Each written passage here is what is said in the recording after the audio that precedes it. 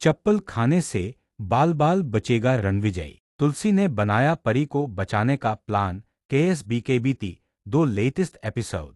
एकता Kapoor production के serial Kyunki Saas भी कभी बहू थी 2 में मिहिर के अपनी बेटी का साथ देने के बावजूद वह उसे वैसी हिम्मत नहीं दे सकेगा जो तुलसी दे सकती थी, क्योंकि सास भी कभी बहू थी 2 में तुलसी सफर के दौरान मिहिर को समझाएगी कि नसीब अच्छा था कि वो ऋतिक को बचा पाए, लेकिन उसकी नाक के नीचे परी के साथ जो कुछ हो रहा है वो ठीक नहीं है। साथ ही साथ तुलसी अपने पति को यह भी समझाएगी कि जो उसके साथ हुआ वो नयोनिका के साथ नहीं होना चाहिए, क्योंकि वह उससे बहुत प्यार करती है और शादी करने के सपने देख रही है।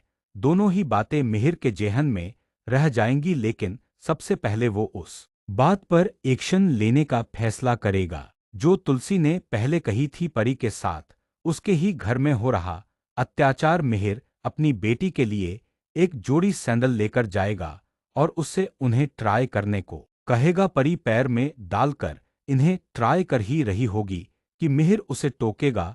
वह कहेगा कि ऐसे नहीं, मारकर ट्राई कर।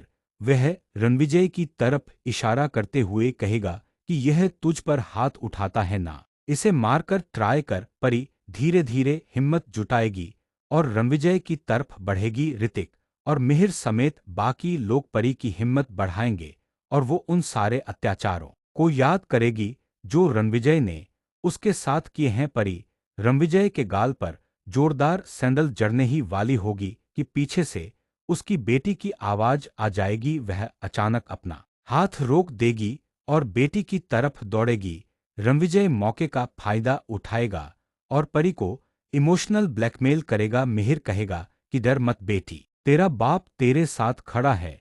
रणविजय परी से यह कहकर चला जाएगा कि इसकी एक बार तो शादी टूट ही चुकी है, दूसरी बार भी टूटेगी तो समाज में क्या इज्जत रह जाएगी इसकी। इधर यह सब चल रहा होगा और उधर तुलसी अपने बेटे अंगद को बताएगी कि परी को अपनी शादी में क्या कुछ झेलना पड़ रहा है।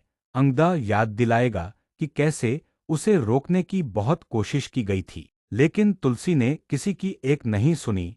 अब वो क्या कर सकते हैं।